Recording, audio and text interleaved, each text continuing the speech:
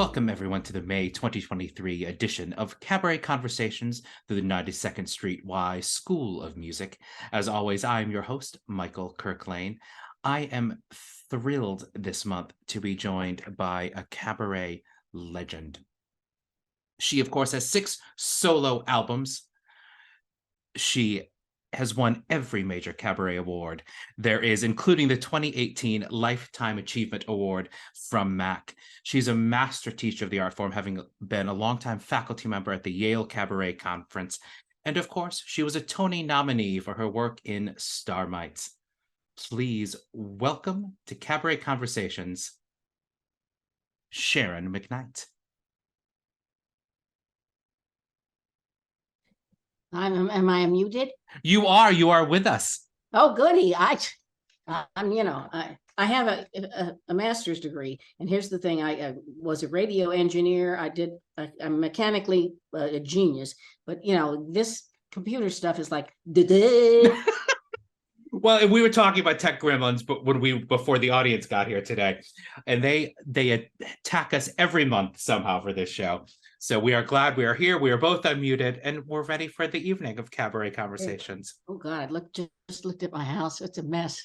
Oh, criminally. Oh, kilo. All right, well, there we go. Now here we are. Yeah. So Sharon, I always like to start, at the beginning, as we say, a very good place to start. Okay. In Modesto and then going to San Fran, how did you first find your love of the arts? Where did that come from? It came in Modesto. It really did. I, being an only child, my mother played the violin, but they sold her violin to pay for the taxes when they were first married. Mm-hmm. So she didn't have a violin, but she was a musician, really. And my father was kind of a comedian. He was a mailman, and he would entertain the children in his route and all that kind of stuff. So they kept me busy. They thought they must have figured out, idle hands, the devil's tools. And so they gave me, first I had piano lessons because my father had a piano teacher on his mail route. And so I took lessons, and that was like maybe second grade. And then my best friend played the flute. So I wanted to play the flute as well. So I joined the band and the orchestra in elementary school and in junior high and in high school. And then I took dancing lessons, ballet, tap, hula, and toe from the Lane Twins School of Dance, 2 twin girls. Sisters, obviously, today. And I also took ballroom dancing from a bunch of Mormons, the Hughes Ballroom School of Dance. And so I did waltz and samba and foxtrot and cha-cha and la la la la la for that all through high school. Both those dance things through high school. So I was busy. I can't keep a good girl down. So, my parents were always going to some kind of function. And my father, actually, because he was besides a mailman, he was a cook in the Second World War. Mm.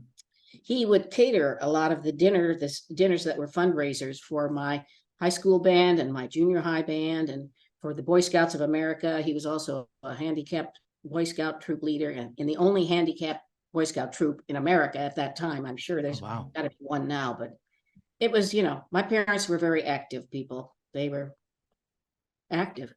Oh my goodness. Does this look backwards? Is that? No. It does. I can read it. It says Sharon. Yeah. Okay. Well, good. Because in my screen, it's backwards. It looks perfect to me, darling. Okay, good. There we go. Because I went, what the hell is that on my shirt? So when did musical theater come into the scene?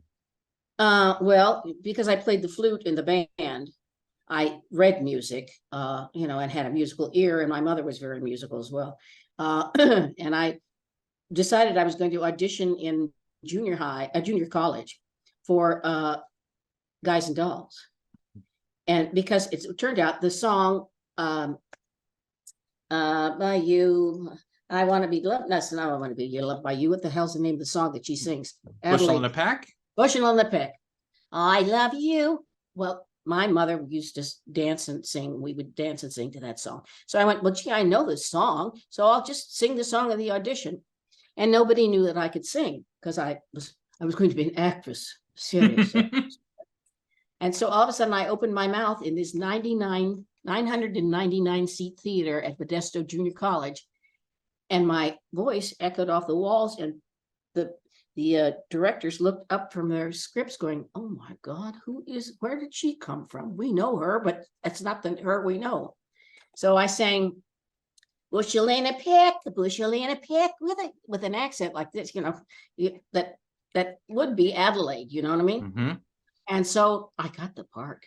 I got the part of the tramp when I was a virgin, and the tramp got the part of the Sarah because she was, I mean, the casting was very strange. Anyway, that started my musical theater thing, and everybody said, "Oh, you've got a gift for this, kid." Mm-hmm. And I went, "Okay, sure, fine, sounds good." And there was a man who was in charge of the music department, which was across the way from us in the drama department. His last name was McNight, and they always thought that he was my father or something like that. So we'd laugh about that, he and I, brother. Were there other important mentors for you in that era as you were finding yourself in musical theater and in the arts? Well, yeah, I think my teachers, especially my high school music teacher, Kenneth Farrell, and the Lane Twins School of Dance, of course, because I learned to perform there and learned the basic rules of show business. The show will go on without you unless you get your costume on and get your butt out there, you know? Mm-hmm. A lot of really good discipline was learned from those people right there. Because discipline is one of the most important things of all, though I remain undisciplined many times. You got to be human, you know what I mean? Give yourself a break. Exactly. How did you first find Cabaret? Or did it find you? Because with some of our guests, Cabaret has found them rather than them finding it. Well, remember the days when your nose ran and you knew why? All right, here we go. It was weird. I was working at the time for two very notorious men in San Francisco called the Mitchell brothers. And their general manager said, they have this thing where they have three singers at this club called Chez Jacques. Well, one of the singers has been shot in the spine and she can't go on, and they're having auditions. And it was my friend that I went to college with, Weslow Whitfield, for Christ's sake. Oh. And so he said, why don't you go on audition for that? I mean, how he knew that I sang a little bit, you know what I mean? I was a member of the board of directors for a women's singing group called the Les Nicolettes, which was a real camp kind of thing, because it was the 70s, for Pete's sake. Hello. And so I went and auditioned and I got the part.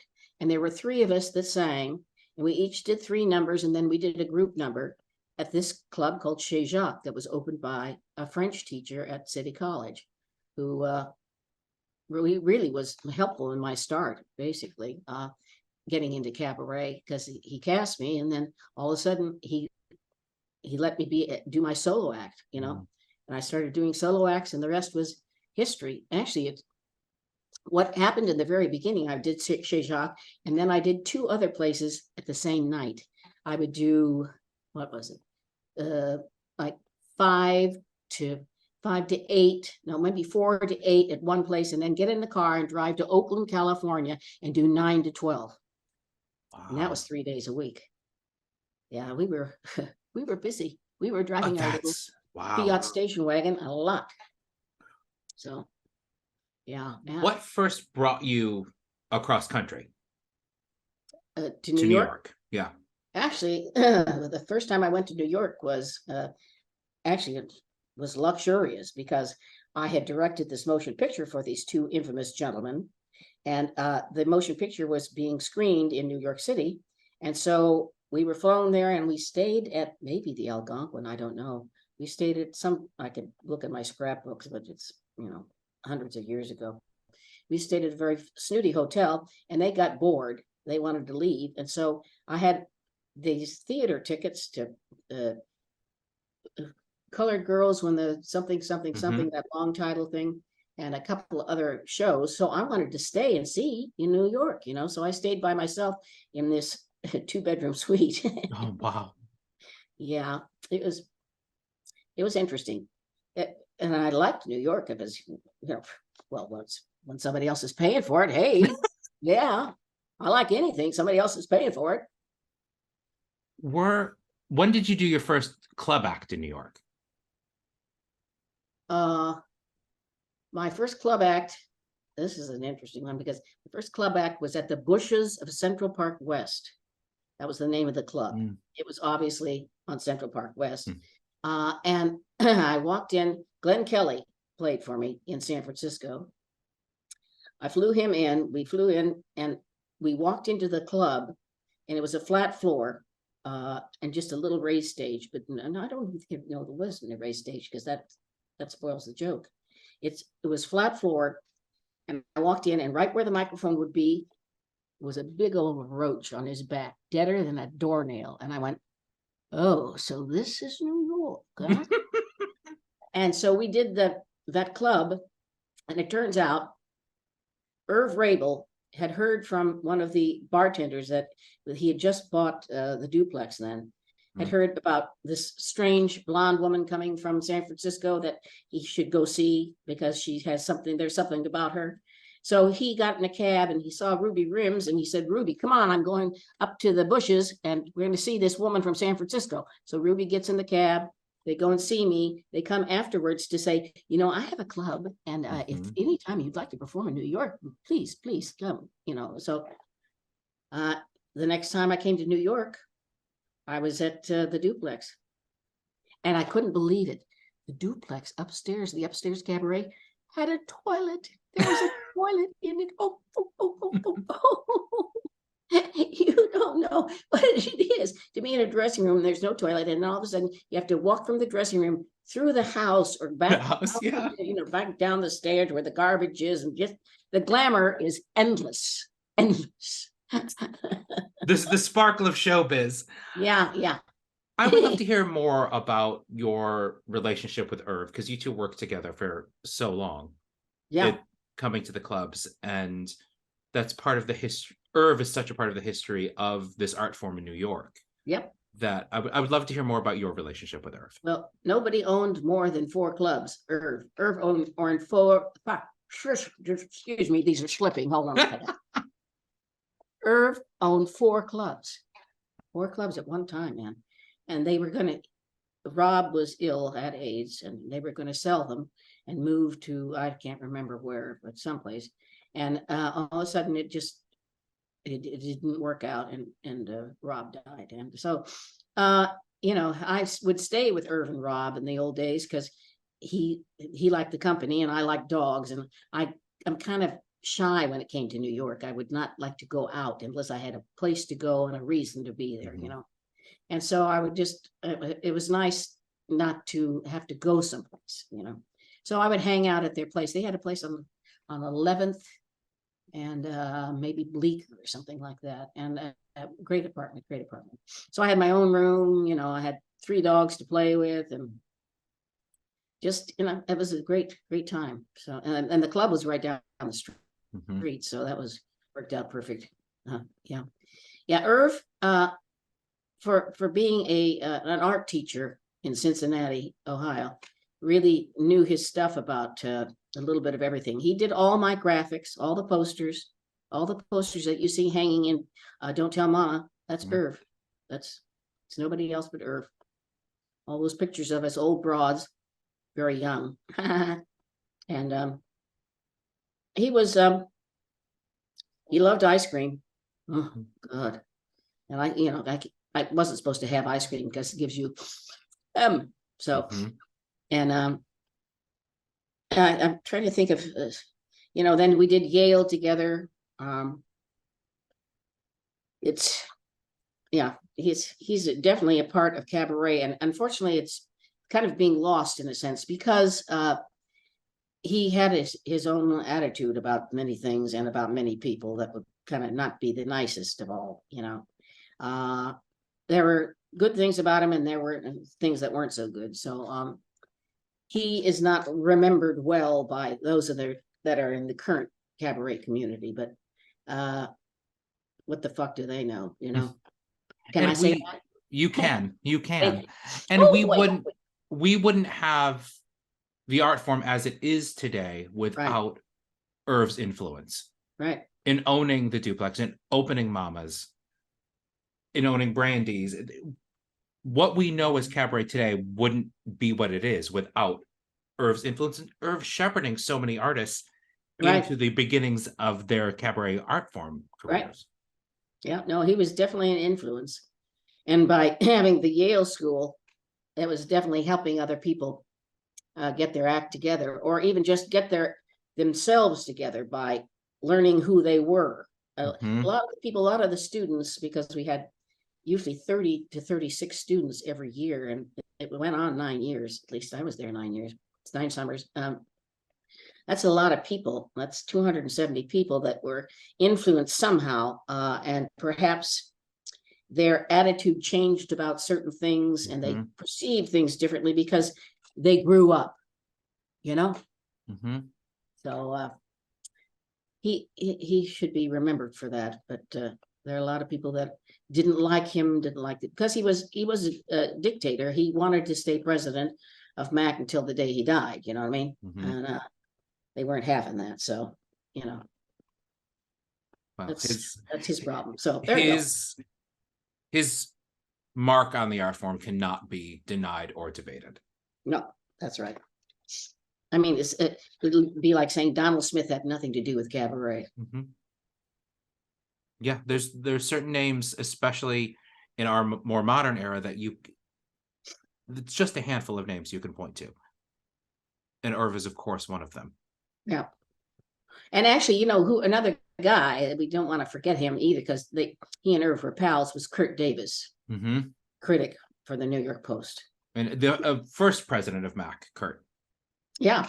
Was president first and then Irv. And, oh, now I'm going to forget his name. He died. Damn it. And he started the awards. Oh, dang. The critic for the New York Post, the other one after Kurt. Bob Harrington. Oh, yes, from Backstage. I haven't said his name. And I love Meg Flather in the chat direct messaged me as you were trying to come up with the name and said, it's Bob Harrington. Oh, I always love I love when our audience fills it in for us. Yeah, there we go. Oh, but I didn't get to read it. So there you have it, Meg. I had to pull it out of my ass on my own. Thank you very much. Well, let's talk about Bob Harrington. What do you feel his influence on the art form? Oh, well, because he reviewed and he put your name in the paper and he went to events. I went to several events with him at the Rainbow Room, Rainbow and Stars. And it was weird just going to those events and seeing the people and, you know, hobnobbing with everybody who was, you know, who could afford to go there. We went to some event for the Tonys that had Jerry Herman playing piano for Bernadette Peters. This is we're talking about, what, 89?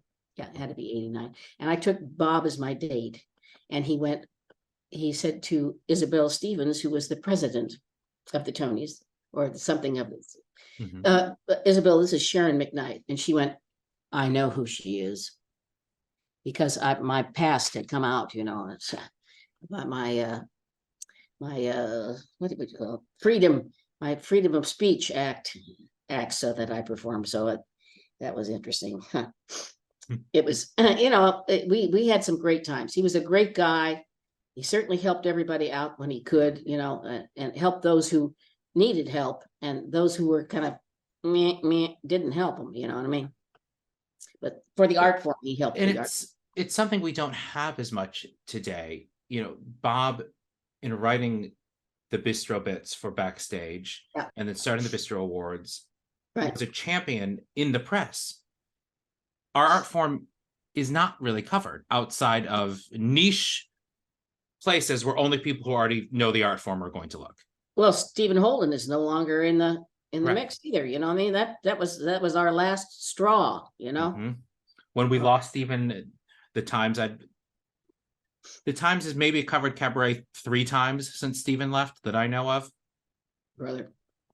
And it's an issue that, you know, where is the PR? How do we is there a way to fix that for our art form?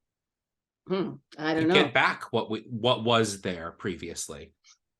Well, the papers are cutting down on everything. They used Mhm. to, the LA Times used to have the television section and tell you what the guide was for each television evening, you Mhm. know? They cut that out. They cut that out. They have the cartoons. They have the cartoons and they have the horoscope, but they don't have the television listings. They have the sports television listings, but not the television Mm. listings. They, you know, there's budget cuts all over the place, and I'm sure it's hard to run a newspaper. You know what I mean? Of Especially course. nowadays with the internet. But I have to have a piece of paper in my hand. I have to sit there and mull over this and look at the picture and read the story and have the coffee and all There's that stuff. something about that tangible Yeah, yeah. aspect. I when I read it online, the screen is too small. I have to scroll and then you go expand it, and then it's, you know, you have to have the right touch, and it just, yeah, yeah, get out. So they used to have, I'm in a building that has, I don't know how many units, a lot, maybe 10 on each floor, so 40 units, say. And everybody used to subscribe to the newspaper, and now I'm the only person in the building that does, Mm. which is sad. Maybe they do it on their phones or Online, maybe. something, but I mean, I get it for free online, but who wants to, you know, scroll and stuff? Well, I think it is a good time for our first clip of the evening. Oh, And Sharon does not know what clips I've chosen for our audience, just so you know. This clip is from the 1987 Mac Awards. I oh believe the Lord. year you won female vocalist, if I remember correctly. It was either 87 or 88 you won female vocalist. Okay. And here is your performance from that year's awards. Uh-oh. Oh, Bruce. Oh, Bruce. Ladies and gentlemen, Sharon McNight. Oh, God. There's Richard.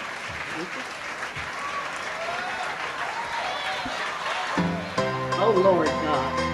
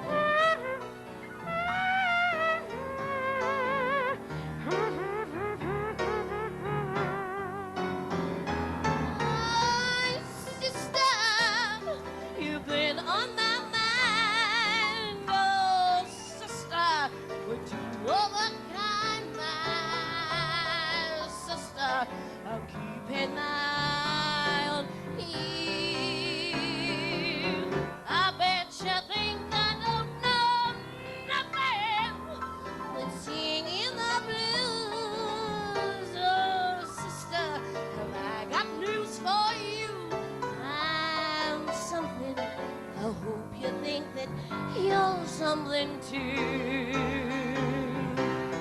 how scuffling.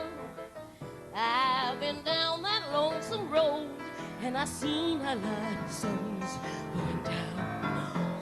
Oh, but trust me, no low life's gonna run you around. So let me tell you something, sister. Remember your name. No twisters gonna steal your stuff away, my sister. We sure ain't got a whole lot of time. So go shake your shimmy, sister. 'Cause honey, this girl is feeling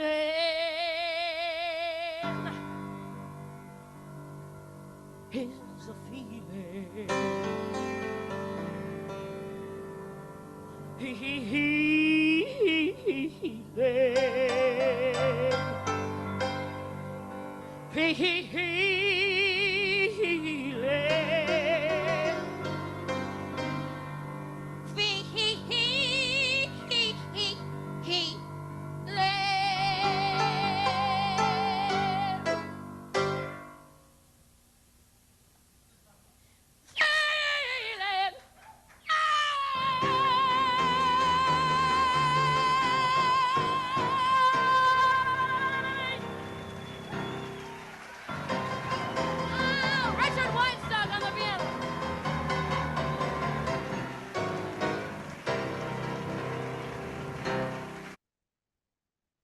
Good Lord.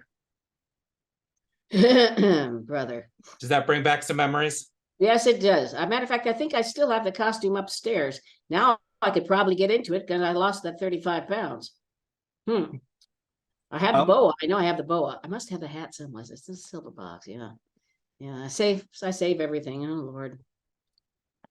Oh I Lord. want to talk about your years at Yale Cabaret. Okay. What are the biggest lessons you try to impart to, I guess not just there, but any students you're working with?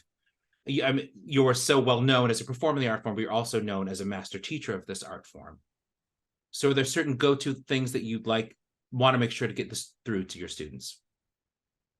Keep your eyes open.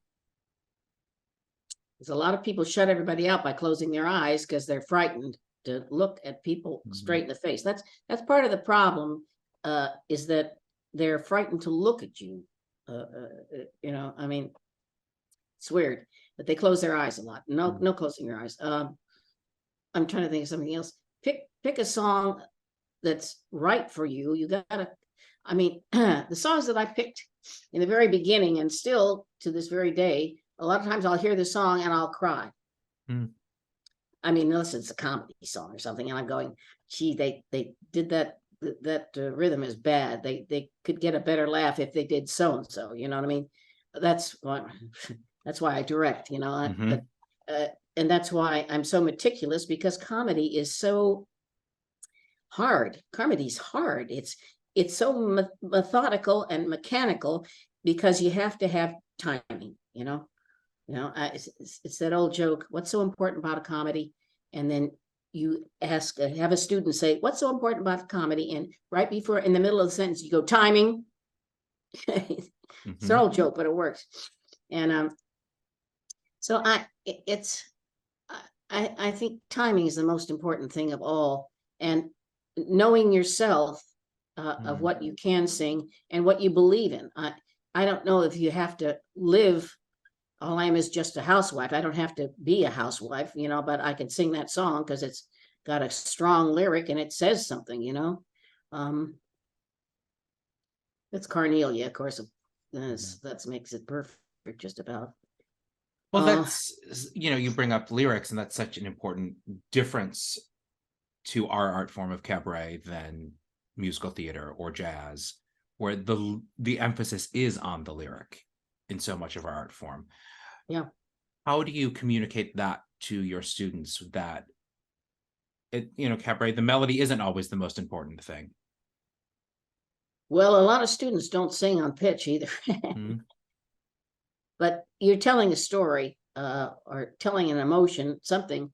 I just a lot of times, instead of letting them sing it, I won't let them sing it. I want them to speak it. But a lot of times, because they're so frightened of getting too close to it that it might touch them, you know what I mean, that they rush through it, that they don't take the time to honor the words. So it's just, you got to make them slow down. And a lot of times, a lot of the people that are in cabaret are frightened. It's like an actor on Broadway who has been playing roles all his life or her life, then all of a sudden decides, I'm going to do cabaret. Oh, I'm going to do cabaret. And then all they do is do songs from Broadway shows that are roles, because they can't be themselves. That's the problem, Of course, I just lucked out the fact that I had the gift of gab from way, way back in, grade school, so that I could entertain everybody, I was chosen as the wittiest in my high school class. I believe it. As you're working with either directing clients or with students as you're teaching, how do you help them peel back that onion to reveal themselves on stage, to learn that they have to be, that there's an honesty to this style of performance? How do you do that? Well, actually at Yale, what it was that they were kept so busy and up late hours. A lot of them were fatigued and they would start to cry. And then, everything that was easy, hey, they let go finally, in front of other people. So I don't know how to tell people to do that. I mean, you can try to bring it out of them, but you can only do so much. And then if they don't get it, they don't get it, you know. Good luck. Good luck as the dishwasher down the street, you know. Mm. The glamour is just not there with them. There's no communication. There's no right there, you know. Funny. I mean, that is where our art form lives, right? It's in that immediate communication, right, between you and the audience, almost as your scene partner, if you're looking at it from an acting standpoint. well, you're yeah, communicating directly right. with Yeah. someone that you can see right in front of you. Mm-hmm. Yeah, that's the way it is, and it's because there's no fourth wall. Mm-hmm. That fourth wall pulls a lot of people away, and they can't get through that wall because they've never experienced what it is to be real with people in the audience. And then to Maybe. live in the moment. Yeah, well, we all have to live How in many the moment. times when we've all been performing when, you know, a waitress or waiter drops a glass or ice gets poured at an inopportune time, and you have to go with it. Well, I'm one of the fastest people on my feet, I'll tell you, that's for sure. Everybody kind of knows that, you know. Give it to Sharon, she'll do something, you know, brother. Does your approach as a performer differ between looking at an acting role or a musical theater role versus preparing a cabaret show? Yes. I mean, I'm going to do my damnedest to be precise with the music and interpret the music so that it's received, whatever form I'm in, cabaret or theater. But I think in the theater, I think more about the character that I'm playing and the background and all that fill-in stuff that, you know, we learned in college. And cabaret, I go, okay, get out there and give them hell, Harry, you know. Which I think is, you know, that's what I do kind of the best because they expect that of me. Well, you're also known for your tribute shows and some of your impersonations of Betty Davis and Mae West and Sophie Tucker. How did that come about into your performance? Oddly enough, in high school, my boyfriend, David, would do W.C. Fields. I didn't, because they were on television or something. They saw a couple of movies. And then I saw a movie, probably the one with May in it. And I went, oh, well, she's got a kind of nasal kind of voice. I think I could do that. You know, it just happened to be that all my lifetime I could ape people. And you know, it's like the whole idea that came about me doing country western music was I was watching the Tonight Show, and Johnny Carson had on Roy Rogers, and Roy tried to teach Johnny how to yodel, and he was teaching him how to yodel. Johnny couldn't do it, and I went, well, gee, I can do that. You diddle-lee, oh, doodle-oo, diddle-lee, oh-doodle-oo, oh-doodle-oo, and my country western act was born because I was singing Stand By Your Man when I first started in cabaret because it was so easy to sing, and also I could do jokes in between. They would play the opening 16 bars, and I would, you know, start going, oh, I know it's hard to be a woman. I know it's hard to be a German Shepherd too, and you know, I mean, and then I, you know, pick on somebody in the audience and then try to get the joke to come to a climax so that we could go stand by your man and go to the key change, you know, boom. And it just I picked up a lot of things along the way, you know. I mean, I do Your Sweet and Shiny Eyes with the hula number part of it because I did the hula for 6 years with the Lane Twin School of Dance for the Eagles, the Lions, the Elks, you know, name a club. We would pack up our stuff. My mother would sew my costumes, and there we were, a bunch of bunch of girls in probably elementary school and junior high and high school just dancing the hula and ballet tap, brother. What lessons were learned about show business there, I'll tell you. But you took those not just into the cabaret world, but you also wrote your own off-Broadway show. Oh, yeah. I started writing plays in probably the 6th grade for our assemblies. And then when I was in college, since I'd been writing plays, during the summertime, I was a park director at Modesto Graceada Park.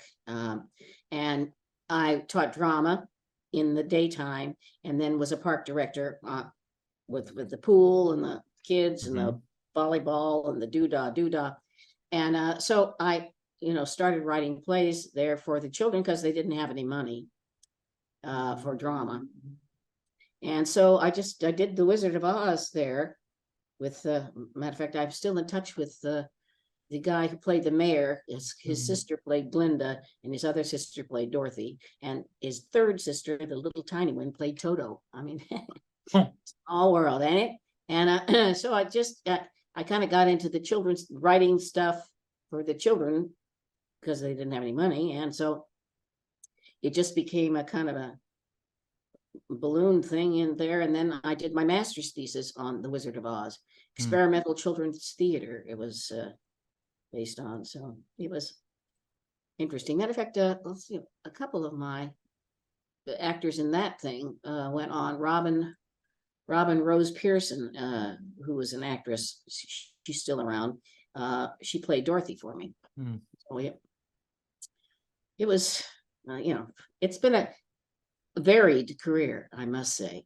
Well, and you have, a strong connection with Wizard of Oz, not just from your thesis project and the children's show you wrote, but you were, of course, well known for your Wizard of Oz performance. Yes, enactment. Well, and it's weird because that started at Fanny's, which is now gone, on 18th Street in San Francisco, across from the big grocery store up there. And I had, directed the thing, and I had directed the musical version of it. I took my script and put the music into that script, and we did it at the Marin Shakespeare Festival, and it was a hit. We had to add all these performances because it was very funny. It was, kind of adult humor in a children's package. And so all of a sudden I'm standing there and somebody says something in the audience at Fanny's about The Wizard of Oz. And so I go, "Are you a good witch or a bad witch?" "Who, me? Well, I'm not a witch at all. I'm Dorothy Gale from Kansas." "Oh?"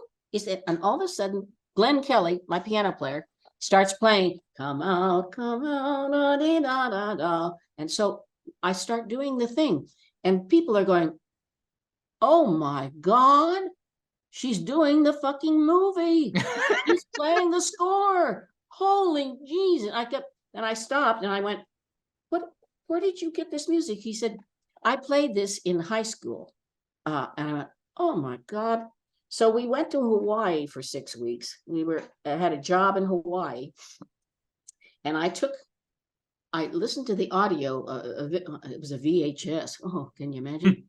No, it was a Beta 1. Beta 1. And I wrote down all the dialogue. It was 18 minutes, and I wrote down all the dialogue. Then I cut it down to like as much as it made sense, not sing the song 18,000 times and not to do all the lines. But so we came back, and I did a big show at Bimbo's 365 in San Francisco.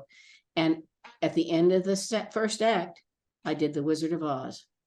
And, da da da da da da, he played da da da da da da, and the people went, "Uh-oh, who is that strange woman?" Nobody's doing The Wizard of Oz. Hello. Well, I think we should watch a small clip of it. Oh, okay. Let our audience hear what we're talking about. Okie dokie.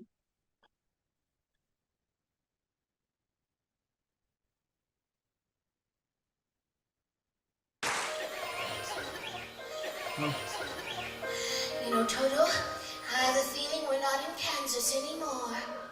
We must be over the rainbow. Now I know we're not in Kansas anymore. Are you a good witch or a bad witch?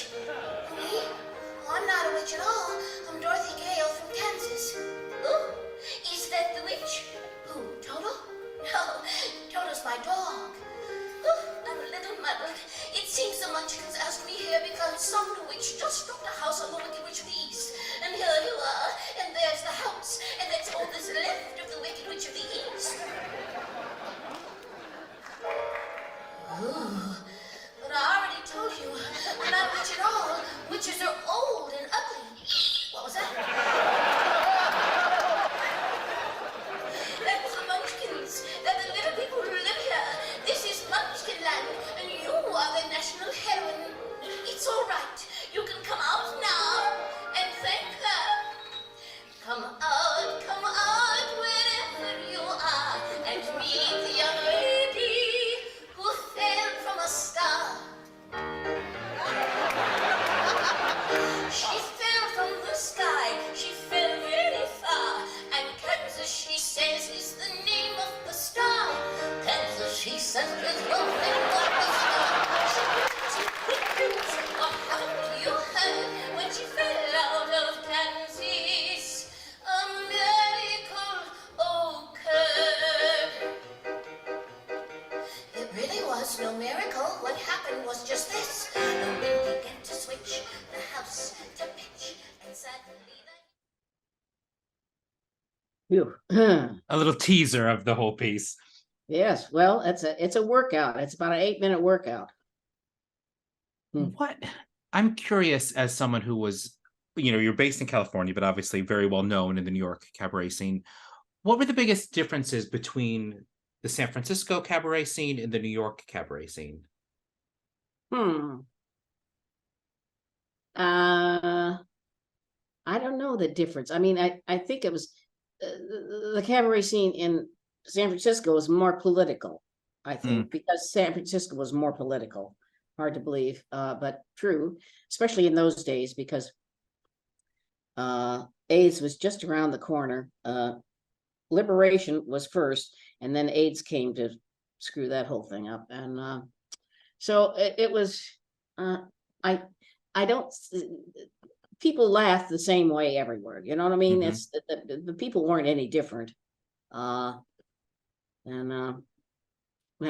just thought, when I worked at Trinity Place, which was the gay financial district, that was the 5 to 7 or 5 to 8 o'clock time, and but everybody was wearing these belts, and it said GG on it, which was Gucci, but I called them the George Goebel belts because it was 2 G's. I just thought,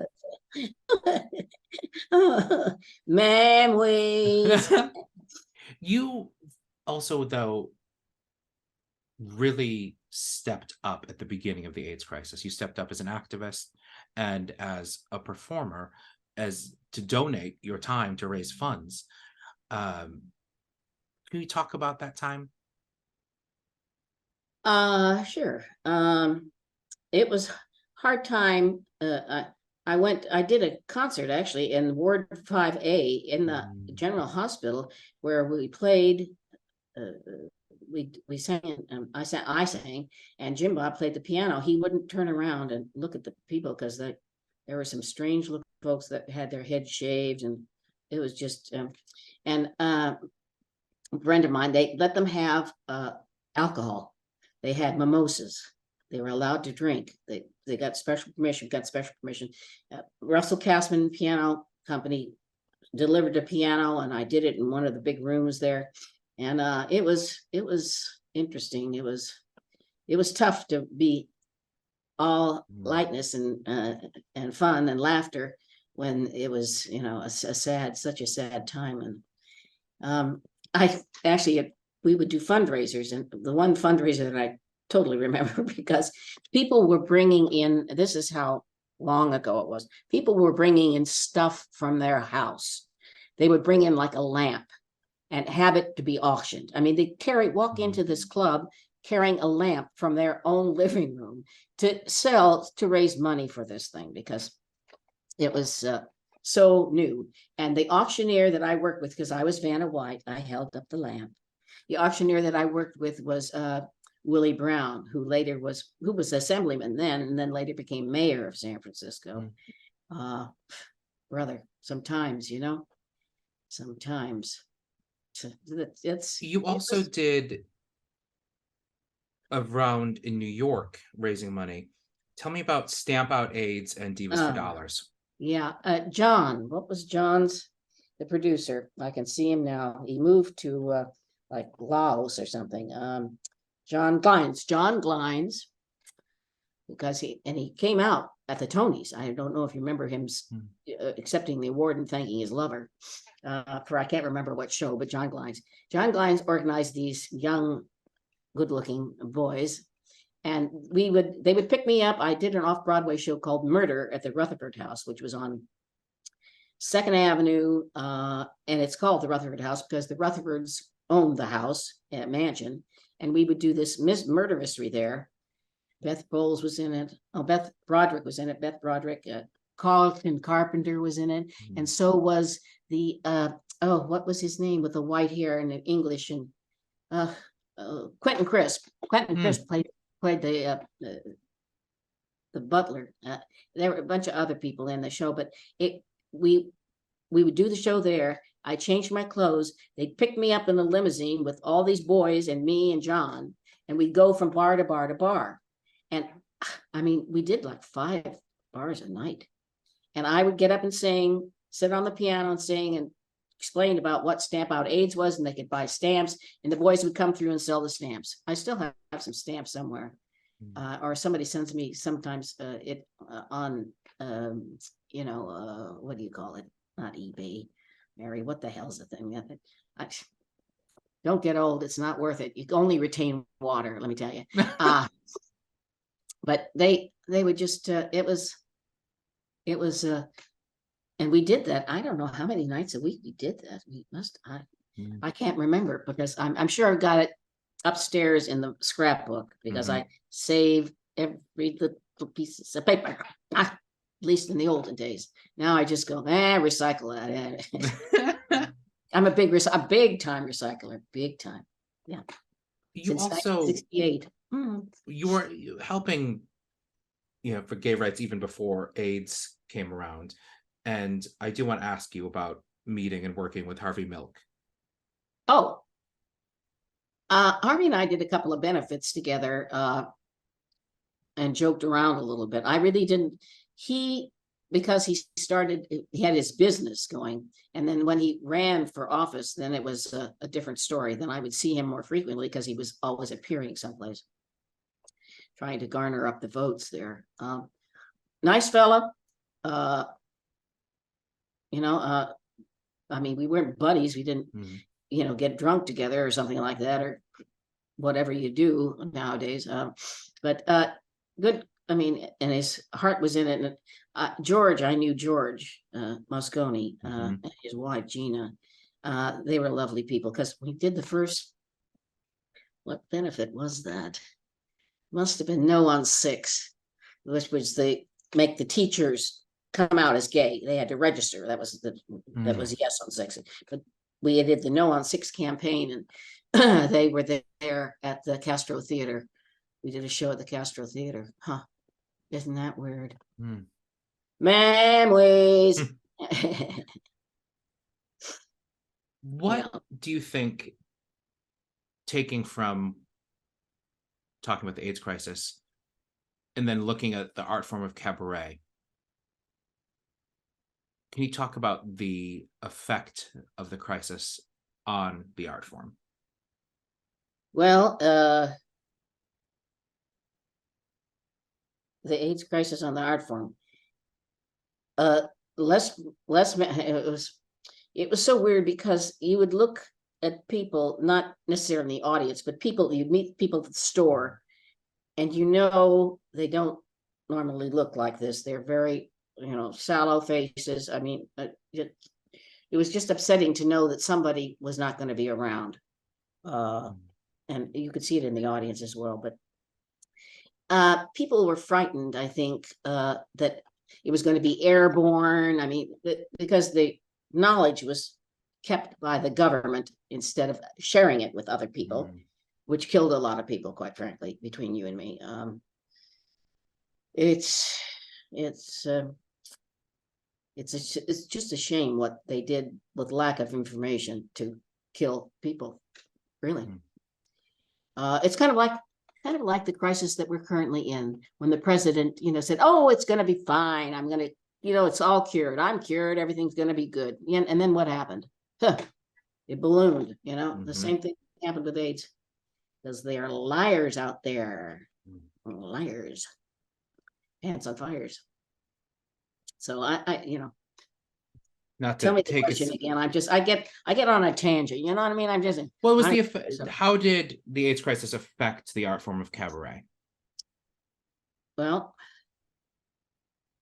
I really don't know, because I was so much in the middle of it that that's what I thought normal was, Mm. How did it affect? That's a hard question. I'd have to think about that really long and hard. Well, and because, that makes sense. You were living it on a day-to-day basis, so yeah, when you're in the middle of the storm, you don't see the rain. The eye of the storm. Yeah. taking us in another direction. What are the biggest changes you've seen in the world of cabaret, or in the business side of cabaret? They can be for good or for bad. I've seen I've seen a lot of clubs close around the country, and then I've seen a lot of clubs open in New York of all different sizes. And I've seen a lot of people that really, between you and me, shouldn't be in cabaret, because they're not honest. I don't know. And it's not because I'm jealous, because, go ahead, do whatever you got to do, sing your songs, just don't make me listen. You know what I mean? And a lot of people, they sing instead of communicate, and that's the major thing that pisses me off about a lot of those people, is they want to sing to dream the impossible dream. They want to hold out those notes. No, just because it has a value on a printed piece of paper doesn't mean you have to hold it for 4 beats. To dream the impossible dream, the impossible dream. I mean, communicate the words. The words are so strong that people get into singing the words, and it's especially true, no offense to you, but especially true of a lot of men who are like baritones. They kind of, I'm going to do a gesture. I don't know, you would make cut it, but this kind of, that kind of deal. And I don't pay to see people get off, I'm the one that wants to get off. You're there to make me entertained. So that's, but that's, you got to learn somehow to communicate. And if you can't communicate, you please get out of the business, because you're making it hard for the rest of us. The problem is a lot of people go to a show that's mediocre and they go, "Oh, so this is cabaret." Oh, and that reflects on the rest of us, that are out there kicking butt and taking names. I'm trying to. I'm Jeff Harner. I'll tell you, the best show I've seen in the last 10 years is Jeff Harner's show, the current one he's doing now. Brilliant, brilliant, brilliant. Boy's brilliant. I love him dearly. He's the nicest guy you ever want to meet in your life. But the Sondheim show. What? The Sondheim show. Yes. I walked up to him. I waited and waited. He had all these people, and I finally said, "This is the best show I've ever seen in my life. The best show I've ever seen in my life." And he was like flummoxed, because I've seen a few shows in my time, and I've heard a few people sing, but that was the best. I have recommended that show to so many people. Yeah. No, that's the problem. You got this one shining star, and then you got a lot of people that learned 12 songs. We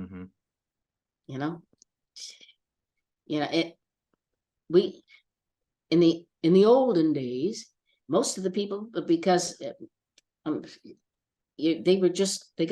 had their act together. They had their act together in the old days of the duplex, like the early 80s, you know, and Don't Tell Mamas, the early 80s. It was good stuff. But now it's like, oh, if I learn 12 songs, maybe I can, you know, and I'm off the bus. So I don't know. Are there But clubs that don't exist anymore that you particularly miss? Places that maybe felt like home to you that well, I aren't love with us? 88s. Mhm. And it was so weird because I would get, somehow I was on my way to Europe or something, and I would come in, and I'd drop my suitcases right there at the coat check, walk upstairs and see a show. And because I was, you know, lived with Irv, I stayed with Irv, and I went up there one time, and sitting at the table was Margaret Whiting, Julie Wilson. Who else was there? I can't remember who else was there. I had just finished at Rainbow and Stars with my first tryout of the Sophie Tucker show, which was me in my costume and, you know, trying to pretend I was Sophie Tucker with a wig on. And it was well attended. And so Julie Wilson says to Margaret, "Oh, Margaret, Sharon did the most fabulous show at Rainbow and Stars. It was about Sophie Tucker." And Margaret turns and says, "Oh, Sophie Tucker was my godmother." And we all went. I said, "Oh, well, do you mind if I sometime come by and ask you a few questions about your godmother?" She went, "No, sure, come on down by." You know, she was such a nice lady. Such a nice lady. It's such an odd mixture with she and Jack, you know, because I had known Jack from before. From way before. What a character. What a match, huh?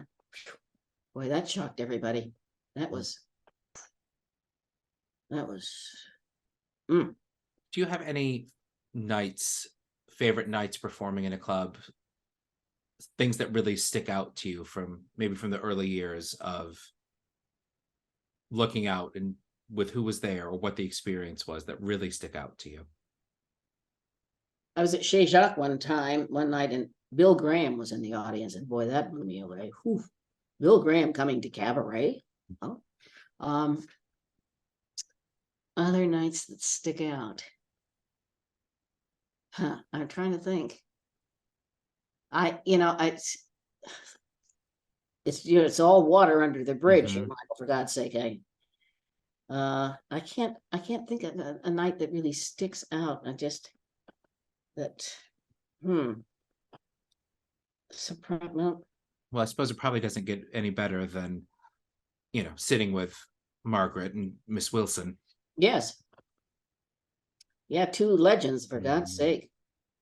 And nice ladies, nice ladies. Trying to think who else was at that table. Somebody else who was a singer. But it was upstairs at 88's. Well, what a great little club that was. What a great little club. Oh, who was that? Oh, well, I can't tell that story. Well, I'll call you for whatever that story was. Yes, tomorrow. I'll give you a clue. LM. Okay, so remind me. You just Oh remember. yes, I will call you with that reminder so I can hear the story that shan't be recorded. Yes. What continues to draw you to this art form? The need to reach people and make them happy and make them sad. I always say I can make you laugh and I can make you cry. And they go, "Oh yeah, sure." Yeah. And then they laugh and then they cry. It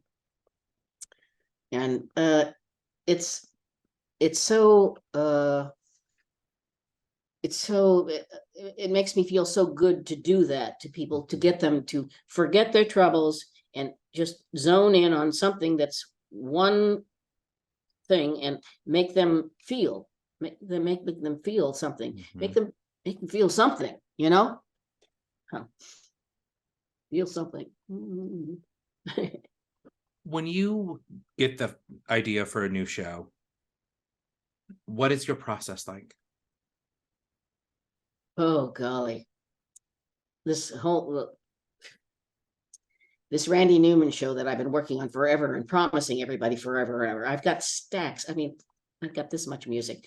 The guy is so prolific, and I don't want to do, all the new ones that he does for Disney. And just, it ain't me. Maybe you got a friend in me. Maybe I could do that, but I'd have to pull my tooth out to get it. But his older stuff, his controversial stuff, I love. I mean, my favorite song to sing is "Guilty," which is such a great song. It's so right on, it's about your psyche, and it's so weird because here I'm singing da da da da da da da da, and then some sad little ballad, and then I come out with this blues song, and people go, "Where did that voice come from?" So Randy I got to meet him too. Oh, this was exciting. They flew us in. This was when companies had a lot of money and they spent it on, parties for themselves and bringing in people to party with them. And so we entertained in Kauai.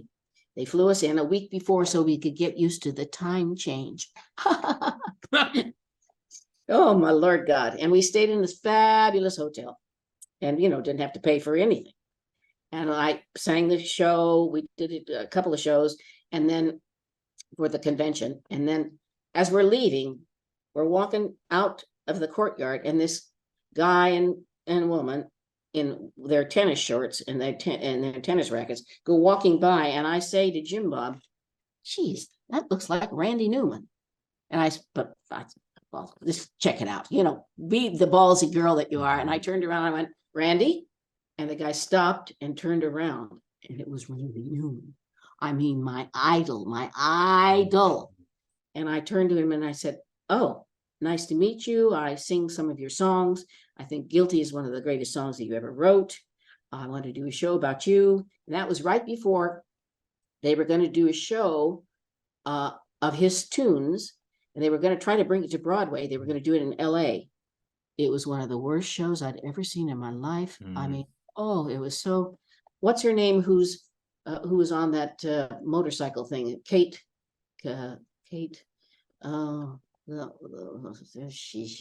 She played the mother on that one show, and then she played the. I want to say Kate, but that's not maybe it. She was in the show, and she was okay, but the songs they picked were crummy. They weren't, and they were not presented well. So that's why I said, well, I better get my Randy Newman show. Of course, that was 40 years ago, but when you have that idea, whether it's the Randy Newman show or songs to offend almost everyone, what's the process from idea to stage for you? Well, I look for numbers that would be appropriate. And then I look for the opening number and the closing number, especially if I've done them before. My opening for the Randy Newman show, it's the one about that he wrote about going to a party and they're smoking marijuana and all these strange things are happening around him. I can't think of what it is. It's just right over there. Yeah. But I'm the show that I'm actually doing on Saturday in Palm Springs, this Saturday. I listened to the tunes, and the first number was so perfect for songs to offend almost everyone. Was "The dumber they come, the better I like them, because the dumb ones know how to make love." I mean, you can't get any better than that. That's great. And Tom Lehrer, Tom Lehrer, he's got some great tunes in the show. And Would Jesus Wear a Rolex on his television show?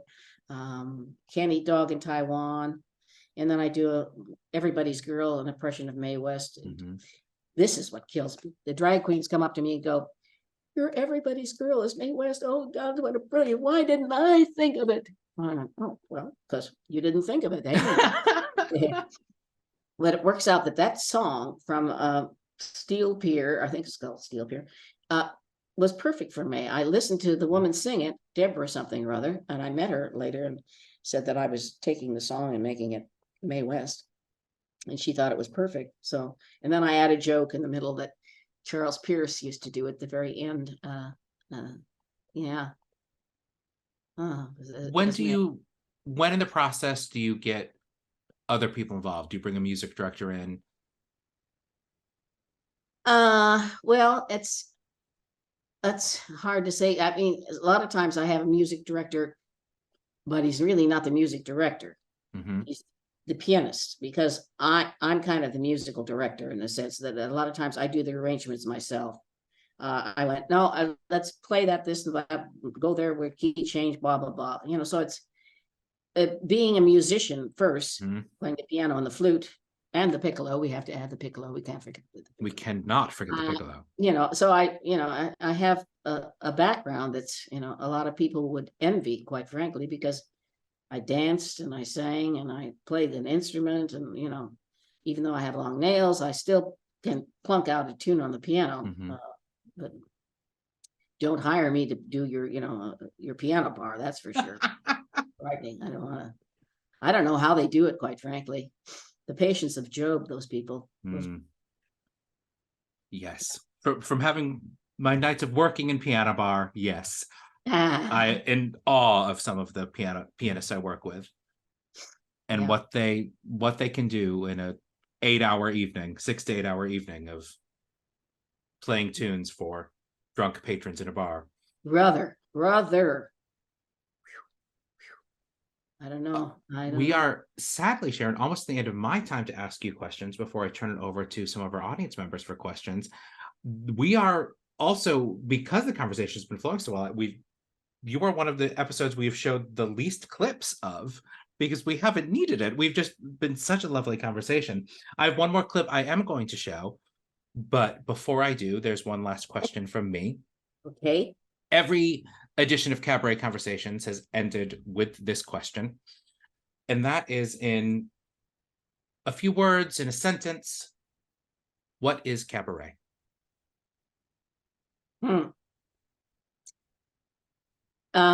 It's the sharing of personal experiences with the audience. I try to make it my personality coming through to you to say, here's what I am, or here's what you could be, or I don't want to be that haughty, but I think it's sharing your story, and not in a selfish way. It's not, look at me, mom. It's more, here's what life is. That's why the first time I listened to Billy Joel's song, I met him too. That was exciting. Oof. He had just the way you are was his big hit at that time, and it turned out that my drummer was his cousin to the bass player, so we got to go backstage to meet him, and I met him, and I shook his hand. I said, I just want to tell you, I've loved These Days is the best song you've ever written.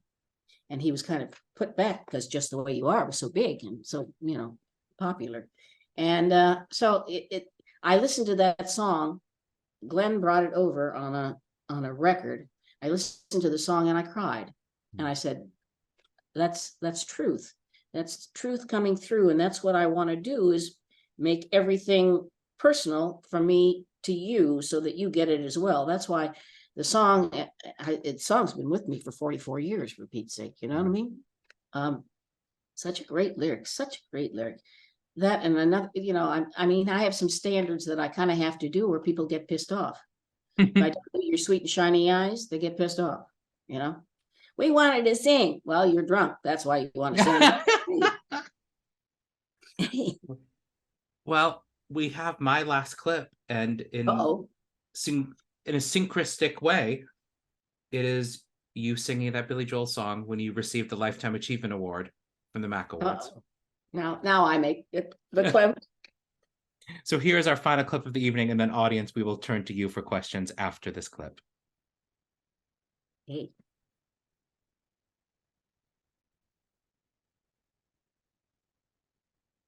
Baby Honey. This is a song that I discovered 40 years ago when I first started out. First time I heard it, I cried. I said, oh my God, this is my life. We're not going to do that song. This is my life. It's not that song. And I had the privilege of telling the composer that this was the greatest song he ever wrote. And he looked at me like I was a nut. But that's okay. A lot of people do. You're cute in the light. Honey, I tell you, yes. What are you doing later? Anyway, thank you very much. And this is for you, Holly. Now, we take our time so nonchalant. We spend our nights so bon vivant. We dress our days in silk and rose. The money comes, the money goes. We know it's just a passing phase. We light our lamps for atmosphere and hang our hopes from chandeliers. We're going wrong and we're gaining weight. We're sleeping long and far, far too late. It's time to change our jaded ways. But I've loved these days.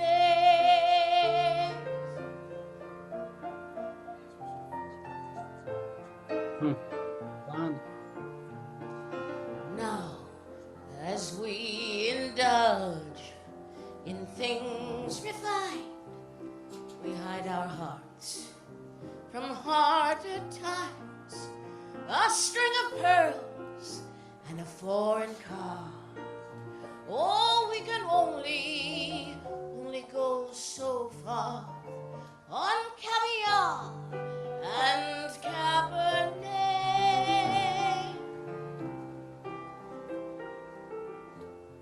We drowned our doubts in dry champagne and soothe our souls with fine cocaine.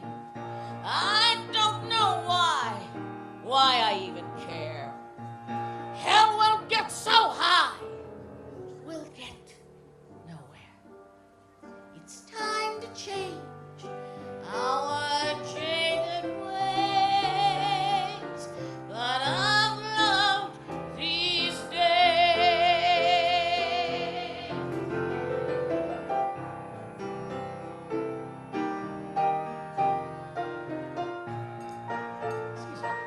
Oh, Jim. I'd like to thank my piano players, Joan Edgar, Mr. Kelly, Jim Bob Followell, Ian Herman, the late Bob Bendorf, and the late Richard Weinstock.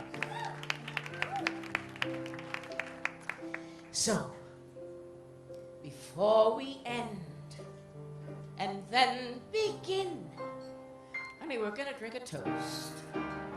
So what has been a few more hours to be complete, a few more nights on satin sheets, a few more times that I can say, but I've loved these days.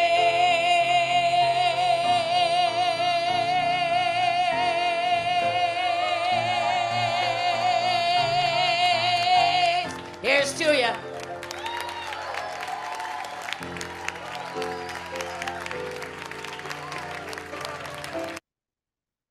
And here is to the iconic Sharon McNight. Thank you for being part of Cabaret Conversations this evening. Oh, well, thank you for honoring me. I was just sitting around home thinking about, cleaning my house and going down the street and cleaning a house for somebody else who just died. So that's exciting. This made my day, baby. I didn't have to go there. Well, I'm glad we could have this time together and discuss an art form we both care so much about. I'm going to invite any of our audience who has a question. If you turn your camera on and give me a little wave, I'll invite you in to the chat. I'm going to add Miss Meg Flather into the chat. Hi, Meg. How are you this evening? Sharon McNight, Uh-oh. you, all right, so here's what I did during your interview. I texted our good friend Jeff Harner. I just said, Oh, he just spoke the most beautiful things about you. And he wrote, she is brilliant, period. Because what I texted him was, as I'm watching you and I'm processing, and I'm that student in the class that's always trying to put it all together in a sentence so I can walk away and know what you're teaching me, right? You define what I think cabaret is. I think the great cabaret artists must be fiercely intelligent. They have to have a take on it. They have to have a point of view, but then you parallel that with no ego, that you don't use your shows to work out your childhood or your latest breakup or whatever your frustrations are. So you have this thing where you are commanding and you are bold and you are center stage and you're a star, but it's still about us. And I don't think I've ever put that together before tonight. oh, And that's to me what cabaret is. So thank you. oh. Well, you're welcome. I want you to say something about that because I think a lot of people think when they're having all their feelings, that's cabaret. And that's a start, that's a start. But you do this thing where we don't even think it's about you, and yet we're having all our feelings. So how do you do that? I don't know. Luck, I guess. Jiminese. Just Is it humility? Is it how you were raised? Is it a generational thing? Because I think that, is it that probably how I was raised. Probably how I was raised, because all the disciplinarians that taught me music and dance, it was taken away from us, that it was about us. It was about them out there. And I think that helped a lot. Yeah, the Lane twins and Mr. Farrell at high school, and a few teachers along the way. Yeah, I think I learned from, and you learn from doing too, for Christ's sake, you know what I mean? You got to get out there and throw some shit against the wall and see what sticks, that kind of deal. I'm trying to think of throwing the shit against the wall and see what sticks, and if I could figure out what didn't stick in those days. I think the songs that I picked, that I still pick, are true to me. That somehow focus and affect me. And I know that if it affects me, I can affect you, because I think we're all in the same human condition, quite frankly. That's it. Boy, are we in trouble. Not with you in the room. Oh, thanks. Oh, I have been known to be in charge of most of the places that I go to. No, real. No, I mean, But I here's also the deal. think your intelligence. I think there's a part of you that probably could have done a lot of professions, and that intelligence, that improvisational skill, that wit shows up. And you can navigate whatever you're thrown, and that's not everybody. So I'm fast on my feet. yes. We love you. Oh, thank you. Oh, gee. And thank you for being here, Meg, as always. Yes. One of the, Meg, where are you? You're in New York? I'm in New York, but you and I hung out in a P-town in the hair salon last summer.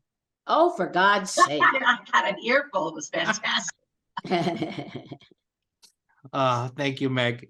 Thank you. It's probably Doug's. Yeah. If anyone else has a question, they can either put that in the chat or turn their cameras on, and I will invite you in. One just came into the chat directly to me, so I will ask it. You mentioned Jeff Harner as being a current example of the art form. Were there anyone that you really looked to in your early days of performing in a cabaret as mentors or guides or performers you looked up to in those days? In the olden days, here's the problem: was nobody was doing what I was doing. That was why everybody was doing ballads and when you do odd material, you don't have any people that are copying you. And if you do really obscure material, which I was doing, because I had a couple of guys that were fans that would A&R for me. and get me all these tunes and send me, I used to do Carol Channing, Mama's Gonna Fix the Baby's Wagon. It was one of her songs. I mean, I can remember the title. That's how long ago it was. It was in the very beginning. And I would do anything. And I still do anything for a laugh, quite frankly.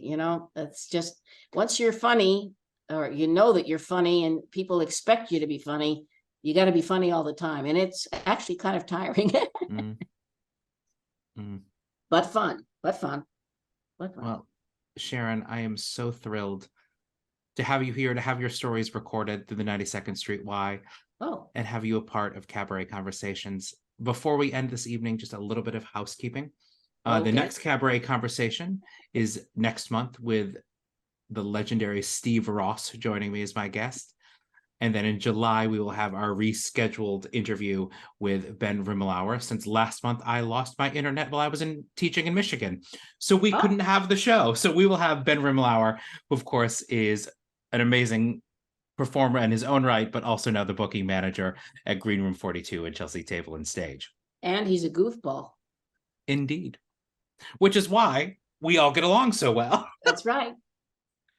What a joy it has been to have you as part of this series, Sharon. Well, thanks. Thank you for being part of Cabaret Conversations. Anytime you need me, let me know. Leslie, thank you. I see you clapping there. All you people that didn't ask questions, chickens. Well, thank you everyone for joining us at Cabaret Conversations, and I hope to see you in a future edition. Have a great night, everybody. Stay warm.